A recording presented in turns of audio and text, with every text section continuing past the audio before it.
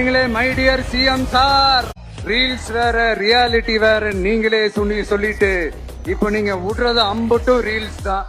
அதுல எல்லாம் பாதியில அருந்தும் போயிடுச்சு.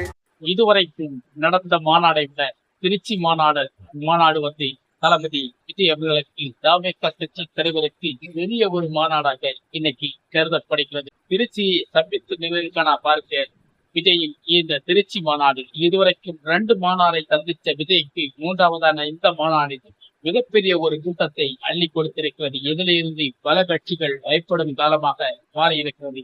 விஜய் மீது இன்னும் பல எதிர்முறைகள் எல்லாம் திணிக்கப்படுகிறார் என்பதுதான் நமக்கு சொல்ல இருக்கிறது. வாங்க வீடியோக்குள்ள போலாம். ஒருத்தர் மேல நீங்க விசுவாசம் காட்டுறதுக்காக இன்னொருத்தரையும் அசிங்கப்படுத்துறீங்க. அனைவருக்கும் வணக்கம். திருச்சி மாநாடு மக்களை சந்திக்க வைத்த மாநாடாக இருக்கிறது. இந்த மாநாடு, இந்த கூட்டம் திருச்சி மக்களை சந்தித்து ஓட்டு கேட்பதற்காக பல விஷயங்களை சொல்லியிருக்கும். விஜயின் ரகசிய பின்பாடுகள் என்ன என்பதை நமக்கு இப்போது புரிகிறதா? அதாவது விஜய் வெளியில் வந்தா என்ன நடக்கும், தளபதி வெளியில் வந்தா என்ன நடக்கப் போகிறது என்பதை புரிந்துதான் அவர் அடிக்கடி வெளியில் வராமல் இருப்பதற்கும் இந்த திருச்சி ஒரு உதாரணமாக எடுத்துக்கிறார். அப்படித்தான் இந்த திருச்சி கூட்டம் அள்ளியது. இந்த திருச்சி கூட்டம் விஜய்க்கு தாவேக கட்சியை பொறுத்தவரைக்கும் விஜய்க்கு இது ஒரு பெரிய ஒரு கூட்டமாக கருதப்படுகிறது. இந்த கூட்டத்துக்கு பிறகுதான் பல கட்சிகள் விஜய் மீது ஒரு காந்த சக்தியை இழுக்க தொடங்கியிருக்கிறது. இந்த சக்தி விஜய்க்கு 2026ஆம் ஆண்டுக்கு பல விஷயங்களை நமக்கு சாதிக்க தெரியுமா, சாதிச்சு காட்டுமா என்ற ஒரு நம்பிக்கையை கொடுத்திருக்கிறது இந்த திருச்சி கூட்டம் விஜய்க்கு ரொம்ப விசித்திரமான ஒரு திட்டத்தை அள்ளி கொடுத்திருக்கிறது.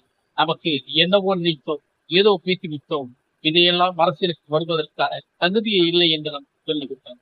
ஆனால் அத்தனை கூட்டங்களுக்கு மாநாடுக்கும் பிறகு இத்தனை கூட்டங்களை வளைத்து கேட்கும் ஒரே ஆள் என்றால் நம்முடைய தளபதி விஜய் அவர்கள். தாவேக கட்சி தலைவரான விஜய்க்குத்தான் இந்த கூட்டம் தேர்ந்தெடுக்கிறது என்பதை இப்போது மக்களுக்கு புரிஞ்சிருக்கும். அதே போல் எதிர்க்கட்சி அரசியல்வாதிகளுக்கு இந்த மாதிரி விஷயங்கள் தெரிஞ்சிருக்கும் நினைக்கிறேன். அப்படித்தான் இந்த விஷயம் இப்போது நடந்துட்டு. இந்த விஷயத்துக்கு அப்புறம் திருச்சி கூட்டங்களுக்கு பிறகு விஜய்க்கு பெரிய ஒரு தம்பை கொடுத்திருக்கான்னு நினைக்கிறேன். 2026ஆம் ஆண்டு அரசியல் ஒரு சாம்ராஜ்யம் விஜய்க்கு நிச்சயமாக ஒரு தகுந்த இடத்தை கொடுக்கும் என்ற நம்பிக்கை தாவேக கட்சி தலைவர் விஜய்க்கு கொஞ்சம் கொடுத்திருக்கிறது நான் நினைக்கிறேன். ஆனா இந்த கூட்டத்துல வந்து விஜய் ரொம்ப அடக்கு வார்த்தைக்கு கரெக்டாக பேசியிருக்கிறார் என்று சொல்லப்படுகிறது.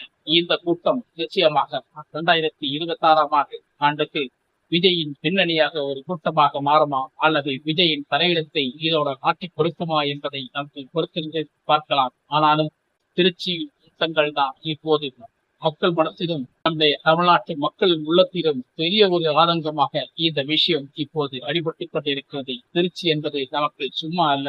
திருச்சி கூட்டம் பெரிய கூட்டம் என்பதை நம் தமிழ்நாட்டுக்கு அது ஒரு ரகசிய கூட்டம் என்பதை நாம் எல்லாருக்குமே தெரியும். திருச்சி எப்பேற்பட்ட இடமாக இருக்கக்கூடும், தமிழ்நாட்டில் எந்த மாதிரிப்பட்ட இடம் என்று நம்ம எல்லாருக்குமே தெரியும். இந்த இடத்தில் தாவேக கட்சி தலைவர் மீண்டும் அவருடைய பயணத்தை ஒரு வெற்றிகரமாக துவங்கியிருக்கிறார் என்றால் 2026ஆம் ஆண்டில் நம்ம என்ன நினைக்கப் போகிறோம் என்று இப்போது சிந்திக்க தோன்றுகிறதா?